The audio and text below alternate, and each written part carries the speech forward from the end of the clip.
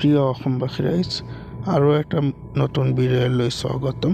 আজি আমি জানিম বসুন্ধৰা-2ত যিবিলাক মাটিৰ বিষয়ে আমি এপ্লাই কৰিছিলোঁ যিকোনো কাৰণত, সেইবিলাক আমি কেতিয়া ৰিজাল্ট পাম বা কেতিয়া আমাৰ কামবিলাক হ'ব সেই বিষয়ে জানিম, আৰু কি পৰ্যায়ত আছে সেইটো জানিম। বলক আমি ক্ৰম ব্ৰাউজাৰকৈ আৰম্ভ কৰোঁ। সকলোৱে নতুন হ'লে মোৰ চেনেলটো ছাবস্ক্ৰাইব কৰিব, শ্বেয়াৰ কৰিব, কমেণ্ট কৰিব। ইয়াত আমি লিখিম RTPS ট্ৰেকিং বুলি। ক্ৰম ব্ৰাউজাৰ অ'পন কৰি বা গুগল যিকোনো এটা এপ্লিকেশ্যন অন কৰি ইয়াত RTPS ট্ৰেকিং ক্লিক কৰিলোঁ।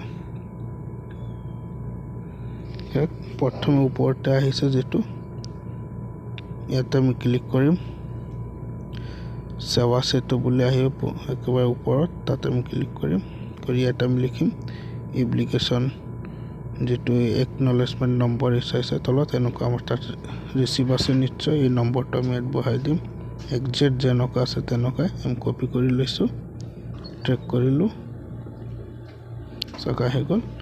ৰেফাৰেঞ্চ ID নম্বৰ একেবাৰে যেনেকুৱা আছে তেনেকুৱা দিব লাগে। তলত আছে এপ্লিকেশ্যন নেম, ইয়াৰ তলত আছে চাওক ডেলিভাৰী ডেটটো আছে 5 আগষ্ট 2023।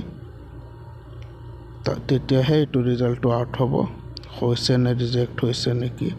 নিজৰ পাৰ্টাৰ নম্বৰ মাৰি চাব পাৰে তেতিয়া 5 আগষ্টৰ পাছত। ইয়াত আছে চাওক, এইটো চৰকাৰী মাটি আছিলে। আমি অসমীয়াত চাম, বস্তুটো অসমীয়াটো বুজি লওঁ অলপ। গুগলত গৈ আমি ভাষাটো চেঞ্জ কৰি আছোঁ, অসমীয়া বিচাৰি আছোঁ। অসমীয়া আছামিজ এই চাওক পাই গ'লোঁ। এই চাওক আছামিজ হৈ গ'ল। এইটো সকলোখিনি তথ্য আছে অসমীয়াত। আবেদনকাৰীৰ নাম, নিৰ্ধাৰিত ডেলিভাৰীৰ তাৰিখ 2023 চনৰ 5 আগষ্টৰ ভিতৰত হ'ব বুলি লিখিছে। ইয়াত কোনো নিজে লিখা নহয়, এইটো ৱেবছাইটত দি দিছে। আপোনালোকে একনলেজমেণ্ট যিটো শ্লিপ আছে, যেতিয়া মাটিটো এপ্লাই হৈছে ৰিচিভত যিটো নম্বৰ আছে একনলেজমেণ্ট নম্বৰ, সেইটো দিয়ে ট্ৰেক কৰিব পাৰে, চাব পাৰে কেতিয়া হ'ব কি। সেৱাৰ নাম, সাজ আৰু চিলিং, উদ্ভূত মাটিৰ বসতি, চৰকাৰী মাটি মানে মেডিকৰণৰ কাৰণে এপ্লাই কৰা হৈছে।